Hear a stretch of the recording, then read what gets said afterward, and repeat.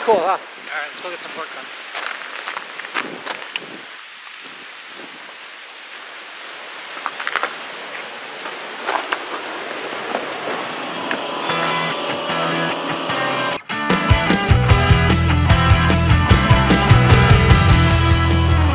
Hey guys, this is Glenn from Endless Innovations again.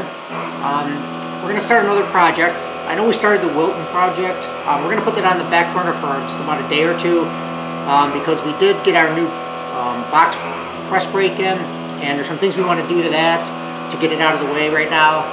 We got a machine running in the background here. It might be a little loud, but it'll be okay. It's a project we got to get done for one day. So let me show you what we're going to do, and then we'll get started on it. It's a simple project.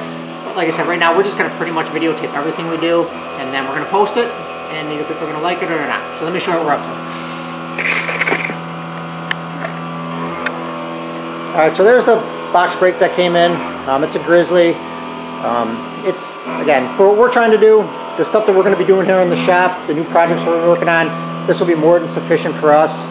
But one of the things that we want to do, as you'll notice in previous videos, pretty much everything we do here, we put in this particular room here, we put everything on casters.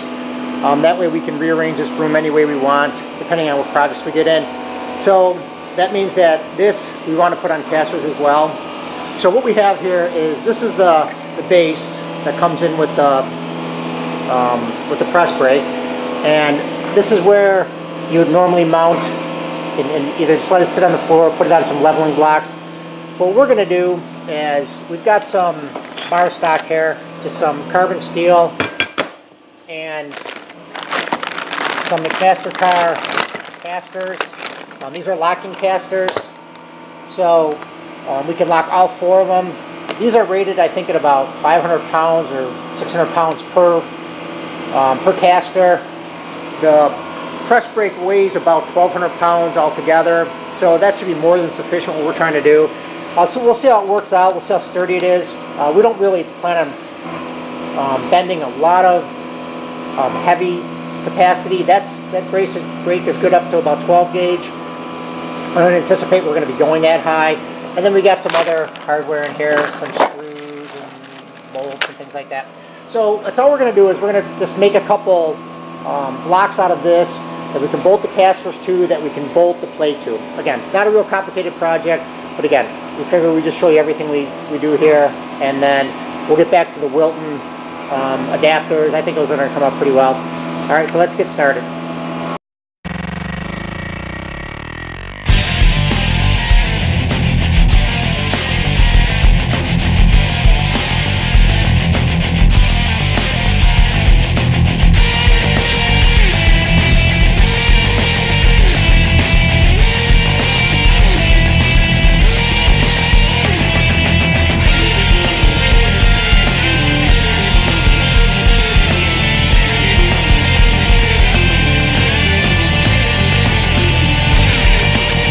Alright, so I probably should have told you guys what the plan was before I went in there and started cutting all that material, and I give you an idea what we're doing. So the idea here is that it's all we're trying to do is we're going to be taking this caster, mounting it to this plate. You can't see. This back here a little bit. Mounting it to this plate. So basically, we're just going to drill and tap 4 holes into the plate steel. Mount the caster, and then there's one receiving hole here on the base. So we have some socket cap screws that we're going to sink into the bottom of this. So one screw will go through, it'll be sunk into the plate, the caster will go over that, and then basically that's what captures the caster. So we already cut out 4 pieces. Next thing we're going to do now is just true them up to the ends, and then countersink some holes, and then do some drilling and tapping, and then get these 4 plates done and then mounted.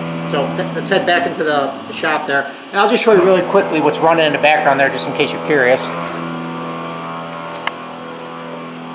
So this is a part, I don't know if you can see it that well. It's like 9 inches, 2-inch plate for a project we're working on. So we'll go back to the shop here, just in case you're curious. This is what's making all the noise. Turn the coolant off. So basically, up on there. That didn't work too well. So basically we're whittling that plate down, putting a contour on it. So like I said, it's going to be running for a little while. So it's going to be making noise while we do the video, but it is what it is. Alright, back to our plates.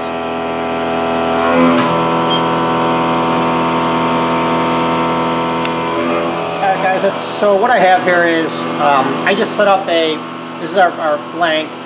I just got a set of parallels in here. I put a stop on the vise just so we can put it up against the stop. Right now it's all we're doing is just truing up the edges. Again, I'm not really concerned about the overall length all that much, because basically we're just going to be scribing the holes and then putting them in, but I do want to have clean edges. We're going to be doing it on the track machine. I don't know if you can see there's a couple drill holes, and how frustrating for me. Since 1999, since we've had this shop, I've never drilled into any of my vices, and then yesterday working on that project that's running in the Haas right now, twice I drilled into this vise. Man, it was frustrating. But I guess it was bound to happen sooner or later. I guess since 1999, it's not too bad. So what we're going to do now is, like I said, I'm just going to set this up and we're just going to chew these edges out.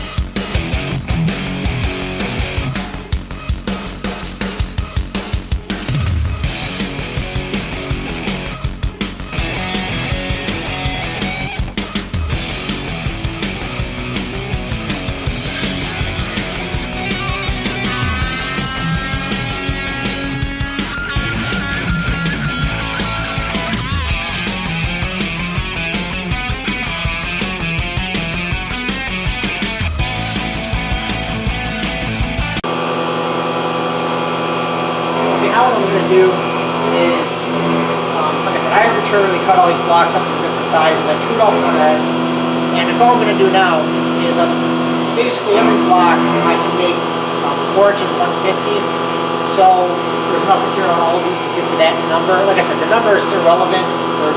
They just have to be big enough for the caster.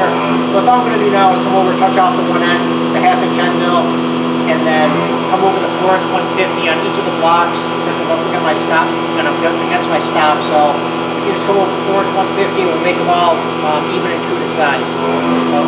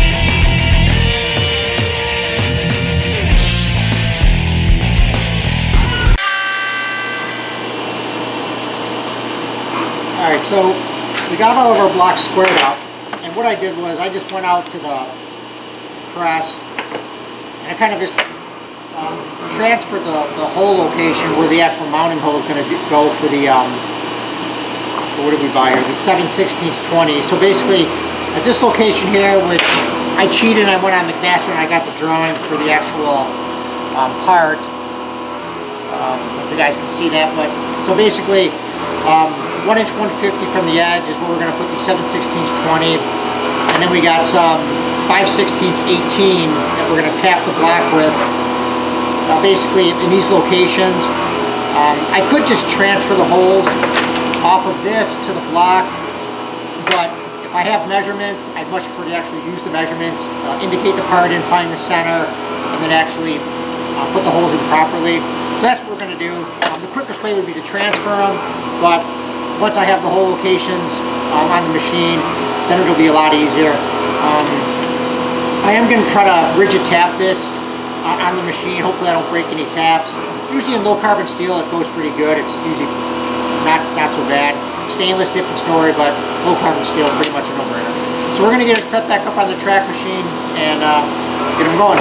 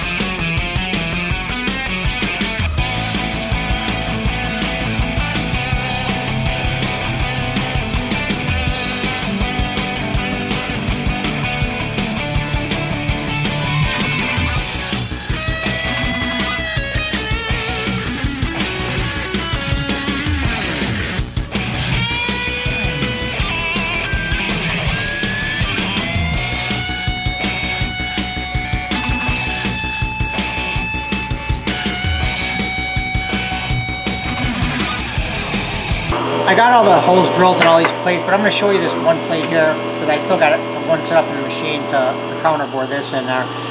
So what I've done is drilled and tapped all the holes, and one thing you'll notice about when I rigid tap, and it's just my own way of doing it, is that unless it's a production part, I'll keep the tap pretty loose in the drill chuck. I'd much prefer it to spin after it gets a couple threads, and then I just finish tapping it by hand, especially for something like this where it's really just for our fixture and internal tooling. I'd much prefer to not have to deal with a broken tap and just finish them by hand. If it's in production, then we put them in tap holders, but for something like this, I'd much prefer just get a couple threads started and then finish it out. The one thing I still have in the track machine right now, and I'll show you, is we have this little counterbore here for this, the socketed cap screw, the 7/16 socketed, 7/16/20 socketed cap screw we're going to use. But one thing you'll notice is that this head is a pretty big percentage of the thickness of this 1/2 inch plate that I'm using. And what we're going to do is, this counterbore is 300 thousandths deep, which isn't enough to sink the whole head, which is fine. Because what we planned on doing was just really turning the end of this head off. I didn't want to get thicker plate. 1/2 inch was more than enough than what we needed. But the hole in the press brake is clearance hole for 7/16, so I did want to stay with 7/16s. I could have just bought shallow head bolts that have a smaller profile head, but since we can turn them, I'm just going to turn about 150 thousandths off this head here. There's still enough of the socket left to actually do the bolting, so we'll be fine. So like I said, I have them all drilled and tapped. I have one more on the machine. I'm just going to show you the pocketing of this hole here, and then we'll get them to the front, clean them up, and get them bolted on. So I'll show you the program real quick. Sorry about that. So that's the last plate we're going to do right there. Here's the track machine. So, you know, again, not that this has any value, but basically this is the program. Basically, you know, I've got my center at a 375 and 0. I'm going about a 640 or 680 actually diameter to clear the clearance for the head. So that's the program we're going to run just to put the pocket in. So we'll do that now.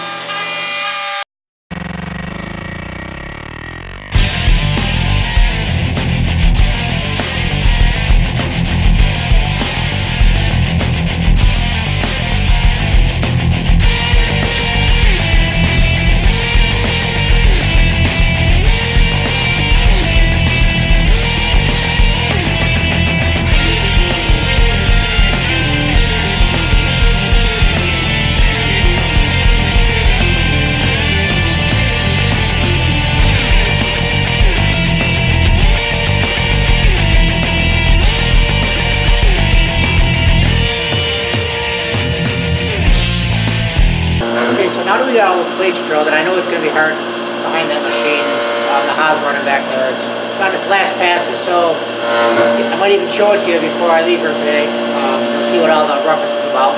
But now that we got the plates done, remember that socketed capsule we're going to use in 7/16. The head is going to stick out of the plate by about 150 thousandths of an inch. Because I only have 300 thousandths deep on this counterbore. So what we're going to do now is just put them in the Harrison and face them off, just to bring them down to depth. And again, there'll be enough socket head left on the ends of the screw so we can tighten it up. So we're just going to do that now. I'll try to get the camera a little closer. It's really not that exciting. We're just facing it off, but hey, might as well film it.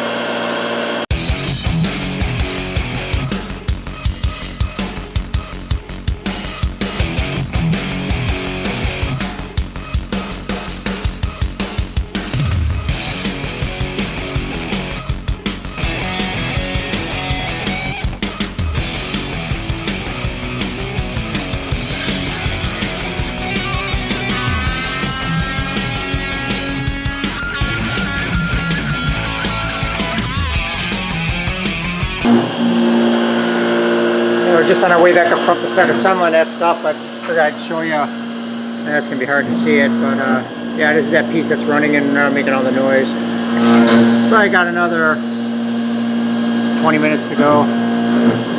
Just a bunch of 3D milling on a big 2.5 inch 1/2 inch 3D mill. It's going to take a while. It's going to take a while to get this done. But yeah, this is that piece that's running and making all the noise. Probably got another 20 minutes to go. Just a bunch of 3D milling on a big 2.5 inch 3D mill. It's going to take a while to get this done. fixed slug for another project we're working on. But that's what's making all the noise, and yeah, I'll show you if it's gone before I leave. All right, up first, so we can put this thing together. Oh, for those of you who care, what was making all the ruckus? Because you probably couldn't hear something I was saying over there, but this is it. This is what was running in here. It's part of a push plate that's going to be machined out even more than that, but we needed that contour for a certain part of the profile. I don't know if you can see it that well. It kind of looks like a spaceship. But yeah, so it's done. So I figured I'd show it before I took it out and finish machining it. Alright, back to the front. Hey guys, we're back up front now. We finished machining all the plates. They're all deburred and threaded. They're still a little oily from the cutting fluid on the cutting oil I use, but I'm going to leave that on there. I'm not going to clean it off because I'm not painting these or anything, so any additional oil is just going to help them from rusting and keep them somewhat preserved. These are the modified screws, and as you can see, they sit nice and just below the surface, about 10-15 thou, just like we want it, so the top of the caster plate doesn't hit it. It's getting kind of late, so I'm not going to be able to get the whole press put together today. So what we're going to do is just get these mounted, and I'll probably do another short 5-minute video just showing the press coming off the pallet, getting the legs put on it, and rolling it around, and then move on from there to back to the Wilton project. So let's get these mounted, and let's call it a day.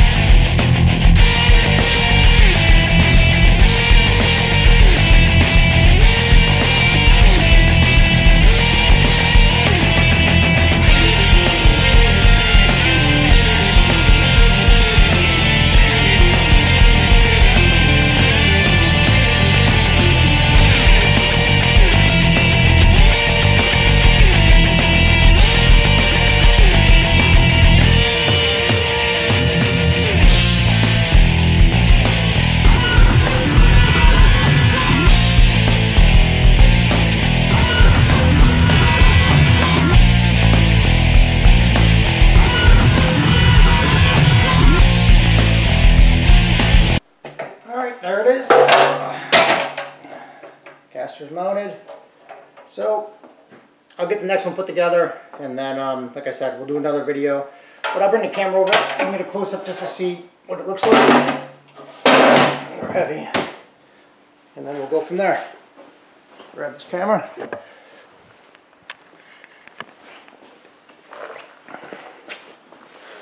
So there they are, just bolted plates. Socket a cap screw through the back. They only give you one mounting hole on these to mount to, which is fine. So, until next time, that's about it. There's one of our projects. Some of you kind of know what we're going to do with those, but so that's it. I'm out of here. I'm going to go get some food.